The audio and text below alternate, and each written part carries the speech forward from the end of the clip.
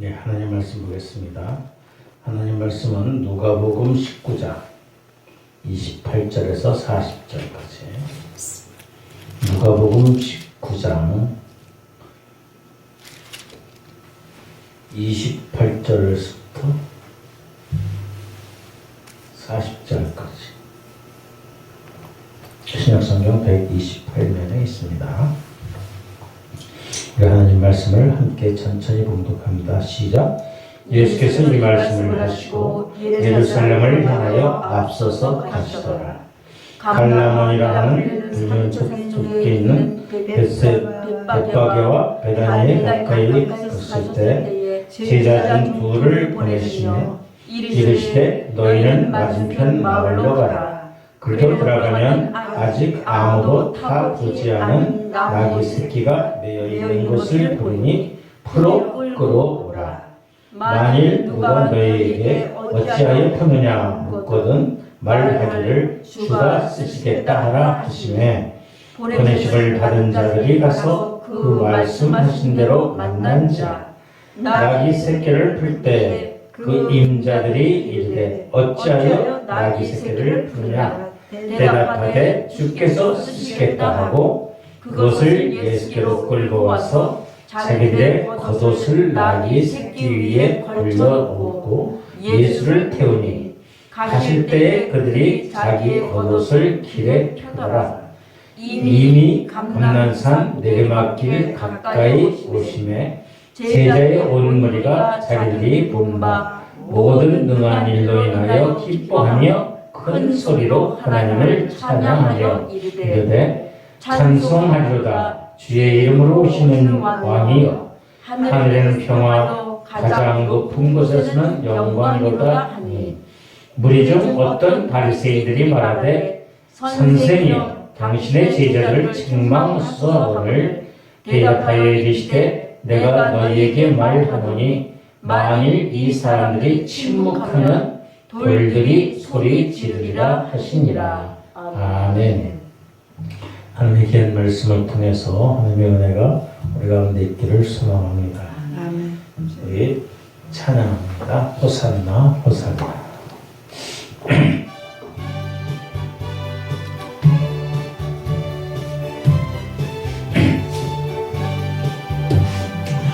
호산나 호산나 호산나 높은 곳에서 호산나 호산나 호산나 높은 곳에서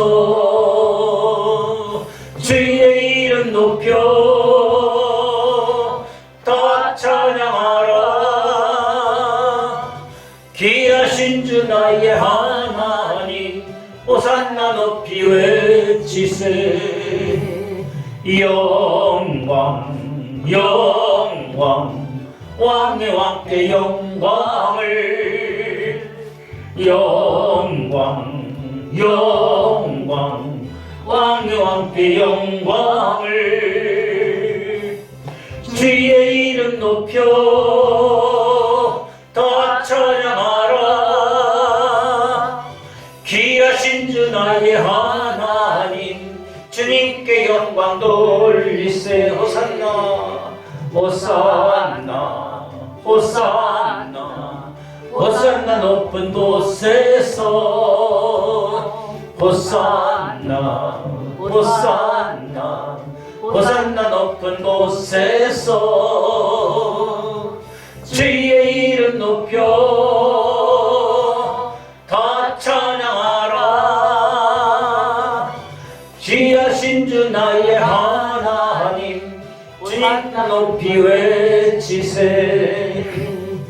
영광 영광 왕의 왕께 영광을 영광 영광 왕의 왕께 영광을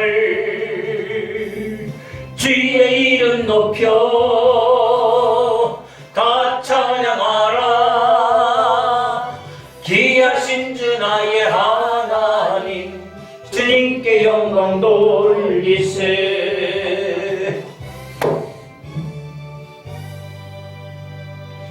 할렐루야. 아멘. 오늘 하나님께 나와 예배드리는 우리 모두에게 또 영상으로 하나님께 예배드리는 하나님의 성도들 가운데 주의 은혜가 함께하기를 주님의 이름으로 축원합니다. 아멘.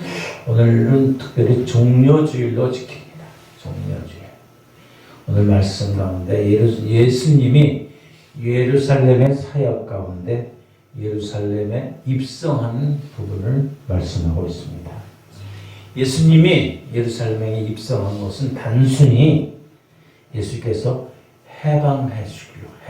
노예에서 해방시켜 주려고 그걸 기념하는 순례자가 아니라 다윗의 혈통으로 메시아로 구원자로 예루살렘에 입성하고 있는 것입니다.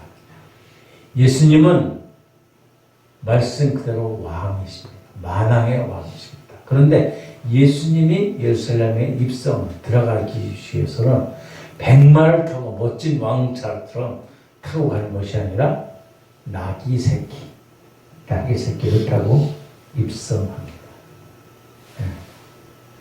예루살렘에 입성하는 것은 예수님이 당신의 그 왕도의 왕성, 왕의 도시인 예루살렘에 입성하는 거예요. 이 예루살렘에 입성한 이 사건은 사복음서에 다 기록되어 있습니다. 그만큼 예루살렘에 입성하신 이 사건은 예수님의 사역 가운데 가장 어찌 보면 비중이 있는 그러한 사건의 하나입니다. 예수님의 공생애를 마치시고 관리 사역을 다 마치시고 예루살렘에 들어가셨다는 것은 예수님께서 왕으로 오셨다는 것을 입증하는 것입니다. 사도 베드로는 이렇게 고백했습니다. 주는 그리스도시요 살아계신 하나님의 아들이십니다.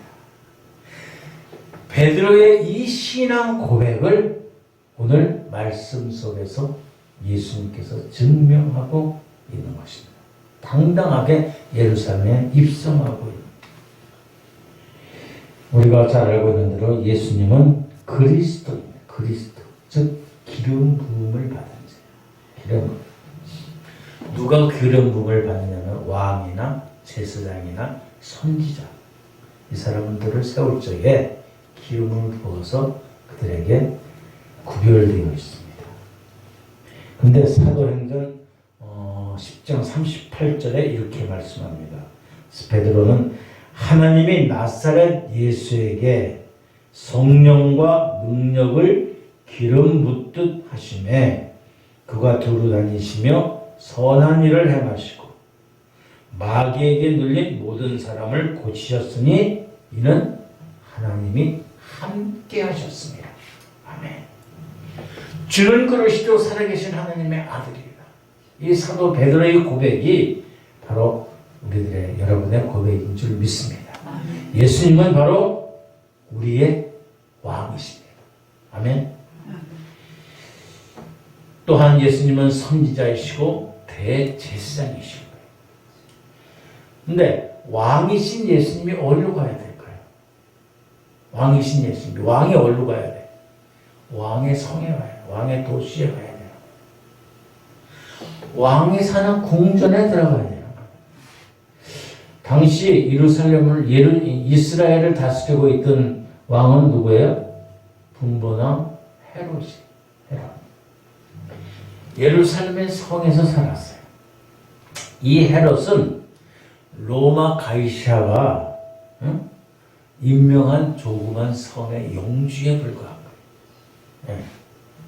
언제든지 로마 황제 가이사가 폐위시킬 수 있는, 어떻게 보면 파리 같은 목숨이에요. 시한부의 왕이에요. 그러나 우리 예수님, 왕이신 예수님은 어떤 분이 왕 중의 왕이에요. 왕 중의 왕. 만왕의 왕이라는 사실입니다. 그 우리의 만왕의 왕 예수님은 어디로 가야 돼요? 당당히 왕의 도시인 예루살렘에 들어가야 돼요. 그런데 오늘 예루살렘에 들어가신 왕 예수님은 세상의 왕과 같지 않아요. 세상의 왕들은 어떻게 해요? 지배하고 착취하고 정복하고 빼앗고 갈취하지. 우리 임금 예수 그리스도는 우리를 섬기시고 사랑해 주시고 우리를 위해서 목숨까지 바쳐주십니다. 그게 틀립니다.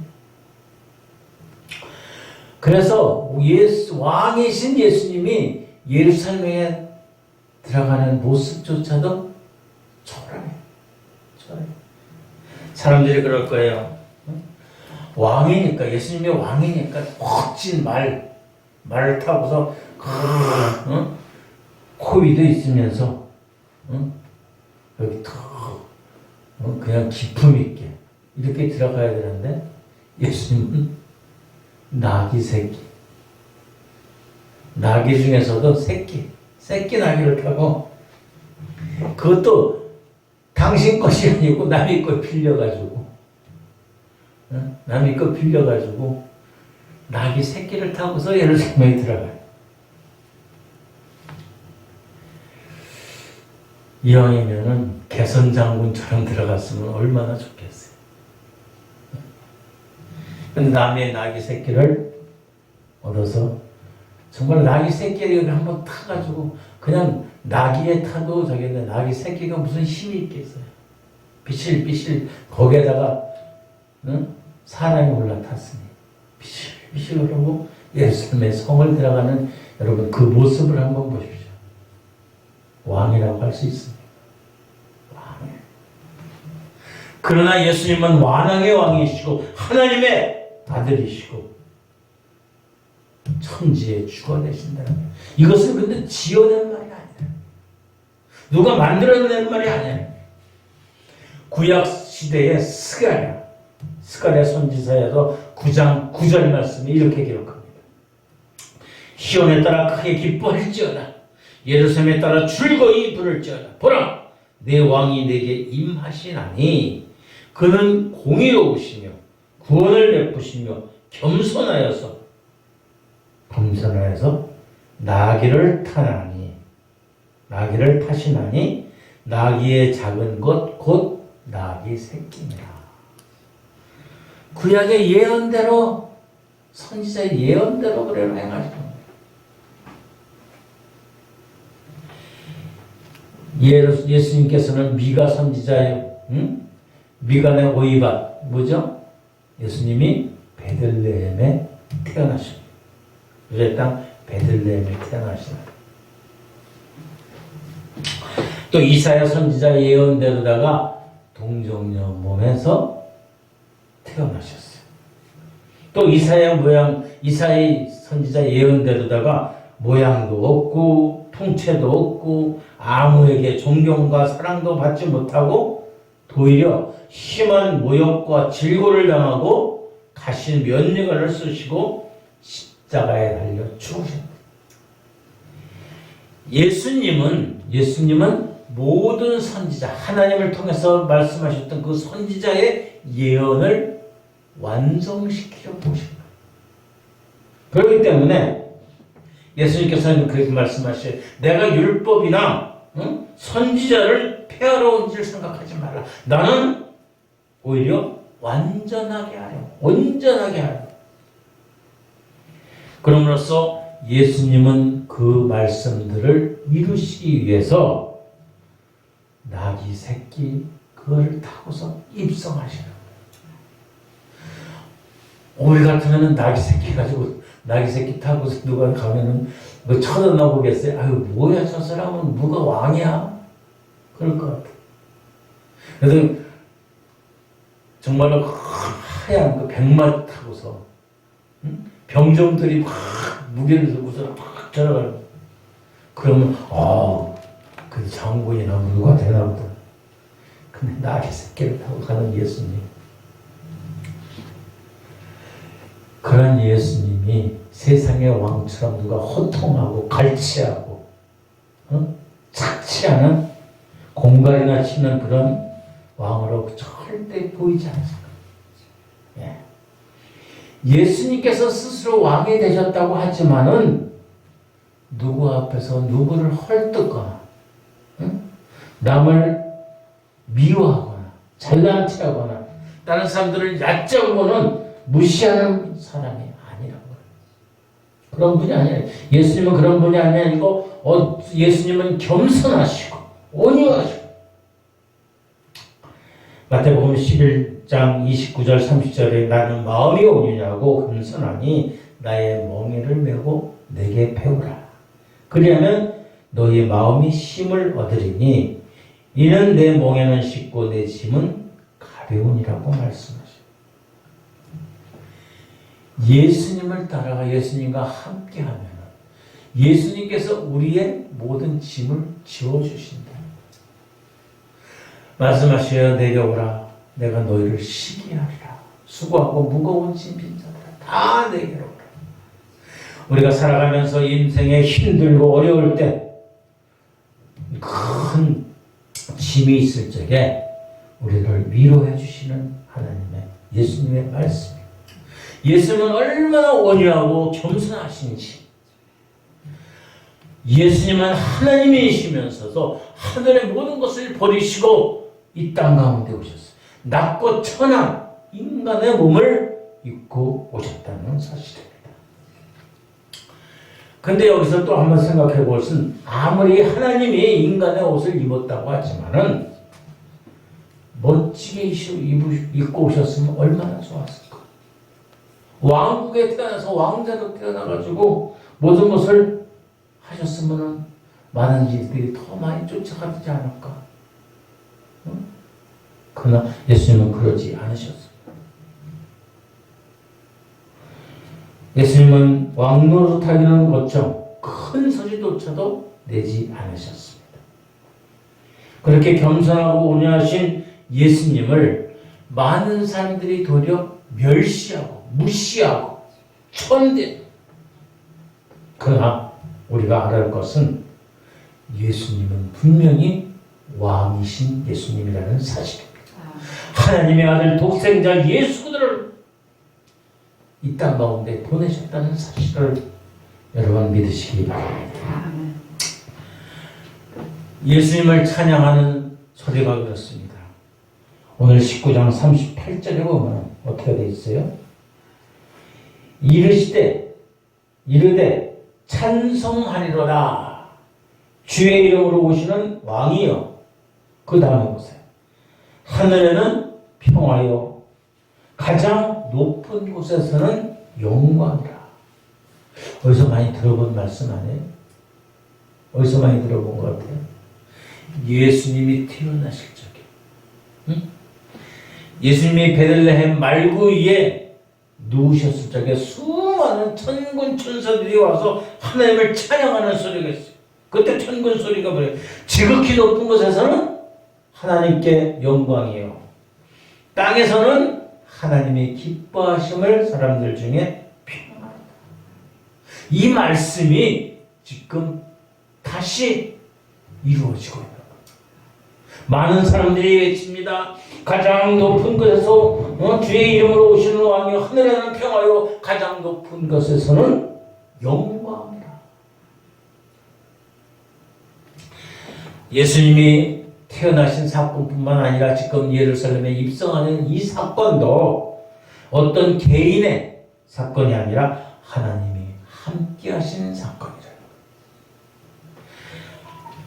하나님의 이름으로 이 땅 가운데 오신 예수님이 입성하는 것. 주의 이름으로 오시는 왕. 응? 주의 이름으로 오시는 왕이요. 다시 말해서 하나님의 이름으로 오시는 왕이에요. 하나님의 이름으로 오셨다는 것은 뭐예요? 하나님이 스스로 오셨다는 거예요. 스스로. 여러분 이름이 있죠? 여러분도 이름이 있잖아요.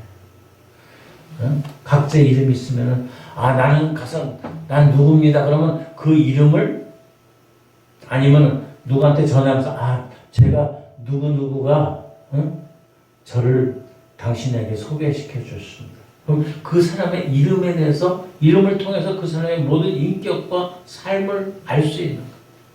바로 예수님, 예수 그리스도의 이름, 예수 그리스도의 이름을 통해서 우리는 하나님의 능력과 은혜를 알 수 있는 거예요. 여러분의 동일한 이름이 다른 데 또 있을지 몰라요. 아니 분명히 있겠죠. 네? 분명히 있겠죠. 그러나 그 이름은 각자의 이름은 여러분 자신을 나타내는 거예요. 예수님께서 하나님의 이름으로 오셨다는 것은 예수님께서 하나님이라는 사실이에요. 네. 우리가 예배드립니다. 하나님이 영이 임하셔서 우리는 하나님이 우리의 예배를 받아주신다고 믿고 있습니다. 아멘. 그런데 문제는 아쉽게도 우리 눈에 보여요? 보이질 않아요. 볼 수가 없어요. 근데 하나님이 우리 눈에 보인다고. 우리가 지금 예배드리는 이 참 좋은 교회에 하나님이 보인다면, 여기 계신다면, 형체로 다 계신다면, 아마 우리들도, 옆에 있는 우리들도, 와, 어떻게 하나님이 예수님의 그 옷깃이라도 만져보고 싶어가지고, 가까이 가고 싶고, 말도 해보고 싶고, 그 소문이 퍼지면 어떻게 돼요? 와, 여기 아마 여기 에워싸고서 난 무너질지 모르겠어. 아마 난리가 날까. 예루살렘에 들어가시는 예수님, 바로 하나님의 이름으로 오시는 예수님. 그러니까 어떻게 성도들이 자기의 겉옷을 예수님이 가시는 그 나귀 새끼가 간 그 앞에다가 그걸 밝게 합니다. 우리들도 우리의 겉옷을 벗어서 예수님의 발길에 그 가시는 길에 놓아야 될 줄 믿습니다. 여러분, 겉옷을 벗어서 놓으라니까 부담이 없는 것 같죠? 응? 중동 지방에는요, 이 겉옷이 생명이에요.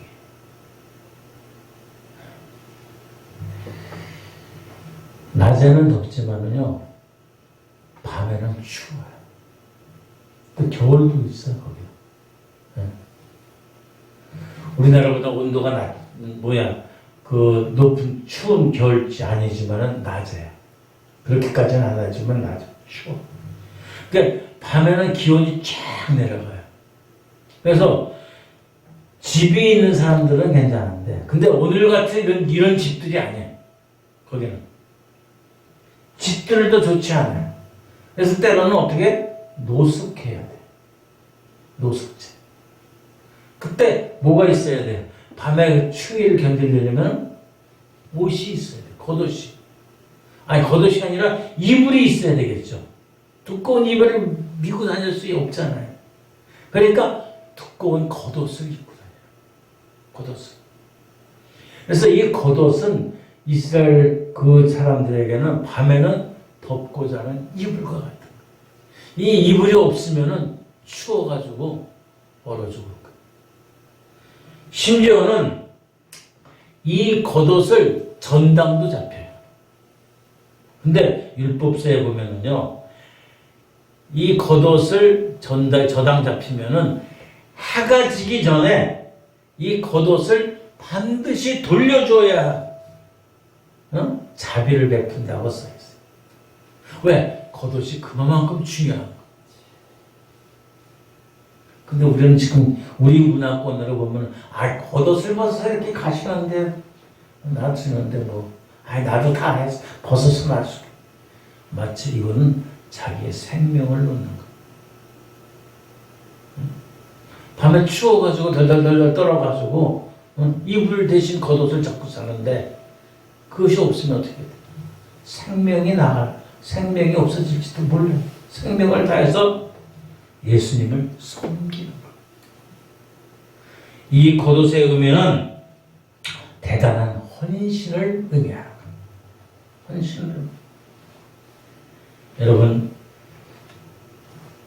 자기의 겉옷을 땅바닥에 깔아드렸다는 것은 우리의 모든 것을 드리는 것과 똑같은 거예요. 응? 그리고 그 예수님이 지나가시는 그 발걸음, 그것에 막 마음껏 하나님을 주님을 찬양하는 헌신하는 거예요. 옷뿐만 아니라 나의 생명 모든 것을 드리면서도 헌신된 마음으로 감사하는 마음으로 감격한 마음으로 드리는 거예요. 예수님이 가시는 그 길에 우리가 뭐 좋은 옷을 벗어서들 놓을 수 있죠. 그러나 우리나라는 그게 아니잖아. 겉옷이 없어도 우리는 뭐 집에 가면은 보일러도 있고, 따뜻하게 먹고, 이불도 있고. 근데 중동 그 시대에는 그런 것이 없는 거예요. 마음에 진정 우러나는 그 주님을 사랑하는 마음이 없으면은 이 겉옷조차로 드릴 수 없는다는 사실입니다. 여러분 19절 38절을 이르시되 찬송하리로다. 찬송하리로다. 주의 이름으로 오시는 왕이여 하늘에는 평화여 가장 높은 데서는 영광이라. 우리 하나님을 진정 찬양하고 경배하고 또 헌신하는 우리 모두가 되기를 주님의 이름으로 축원합니다. 아멘. 하나님께서 가장 기뻐하시는 것은 찬양. 우리가 하나님께서는 만유의 아버지이시고 만유에 계시고 만유를 통일하시고 만유 가운데 계시고 만유를 다스리신다고 말씀합니다. 하나님이 물질이 없어서 돈이 없어서 물질을 달라고 하시겠어요?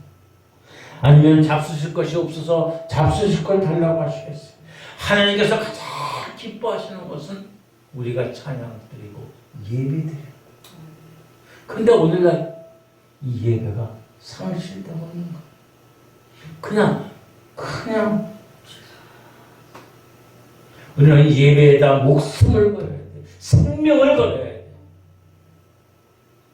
우리를 위해서 생명을 거셨어요. 하나님이신 예수님이 우리를 위해서 생명을 거셨어요. 목숨을 버리셨어요. 물과 피를 다 쏟으셨어요. 온갖 모욕과 멸시와 천대와 그걸 다 당하셨어요. 그러니까 이 많은 사람들이 예수님을 찬양해요.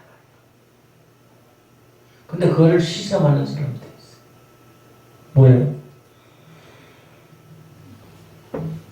39절에 무리 중에 어떤 바리새인들이 말하되 선생이여 당신의 제자들을 책망하소서. 왜? 시끄럽게 군다 이거야. 시끄럽게. 응? 찬송을 하고 영광이라고. 그러니까 예수님께서 말씀하시되 대답 40절에 대답하여 이르시되 내가 너희에게 말하오니 만일 이 사람들이 침묵하면은 돌들이 소리지르. 왕으로 오신 예수님의 그 삶에 여러분 왕이신 예수님을 우리는 증거하고 선포해야 된다는 사실입니다. 우리가 전하지 않고 침묵한다면은 돌들이 소리질러 주님을 찬양하고 주님께 주의 이름을 전한다는 사실입니다. 요새는 뭐 우리가 별로 이렇게 많이 모여서 찬양도 못하고 그러지만 찬양 드리는데 그냥 오물오물하는 사람들도 많이 있어요. 찬양할 적에 우리의 속 마음을 다 열어서 하나님을 찬양하고 경배해요. 안 그러면 돌들조차도 주님을 찬양한다는 사실. 예배는 뭐예요? 예배는 하나님을 월십은 뭐예요? 하나님을 마음껏 찬양하고 예배드려. 사람들이 하나님을 찬양하지 아니하고 가만히 묵묵하게 있을 적에는 저 시냇물조차 새들조차도 하나님께서 영광 받으시는 그러한 지경에 이를 것입니다. 찬양하지 않고 주님을 증거하지 않고 하나님을 경배하지 않는 자에게는 주님께서 분명히 책망이 있을 것입니다. 예수 그리스도는 다윗의 혈통으로 이 땅 가운데 오셨습니다. 그리고 하나님의 이름으로 오셨습니다. 너무 겸손하셔서 너무 나귀 새끼를 타고 오셨어요. 초라한 모습. 그러나 그 모습조차 이 세상에 태어나신 예수님의 모든 어떤 행적조차 다 선지자 예언자를 통해서 하나님의 예언하신 거예요. 그 모든 것을 이루어지신 거예요. 여러분, 오늘은 특별히 예루살렘에 입성하신 예수님을 맞아들이면서 정말로 많은 무리들이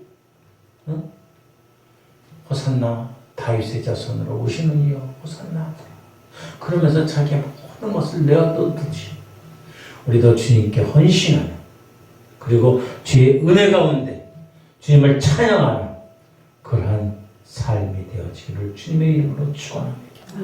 한 주간 지나가면서 특별히 고난주간으로 지급됩니다. 고난주간으로 더욱 주님과 함께하고 묵상하고 우리 주님의 귀한 사랑 가운데 거하는, 그래서 우리들도 찬송을 주의 이름으로 오시는 왕이 하늘에는 평화 땅에는 가장 높은 곳에서는 영광이라는 그러한, 지금 예루살렘에 입성하는 예수님을 바라보면서 많은 군중들이 외쳤던 것처럼 우리들도 이러한 고백의 삶이 저와 우리 가운데 있기를 주님의 이름으로 축원합니다. 기도하겠습니다. 좋으신 아버지 하나님 감사합니다. 특별히 오늘 예루살렘에 입성하신 예수님의 모습을 보면서 정말로 온유하고 겸손하고 초라한 모습이지만 하나님의 말씀이 성취되었다는 사실을 우리는 깨닫습니다.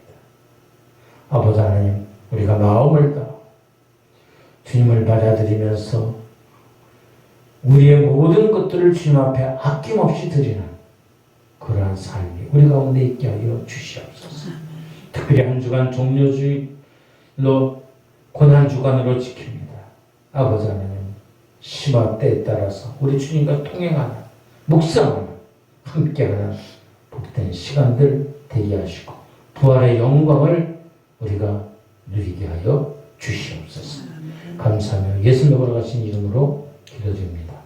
아멘.